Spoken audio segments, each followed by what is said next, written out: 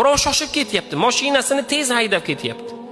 Biz nima deymiz? Bizni ko'rmasligi uchun, bizga maqtanchoqlik qilishligi uchun tez yurib ketdi deymiz.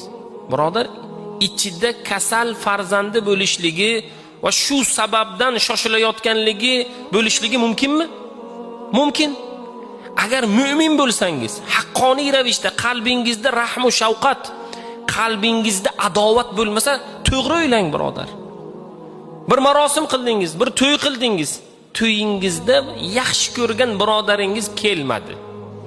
Nima deymiz? To'yanadan qochdi deymiz.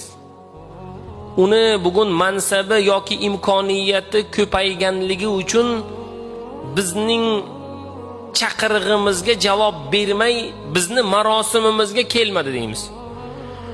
O'sha kuni u birodaringiz betob bo'lib qolishligi mumkinmi? Mumkin. Onasi betob bo'lib qolsa, sizni marosimingiz ko'ziga ko'rinadimi? O'zi betob bo'lib qolsa, sizni marosimingizga qanday kelsin?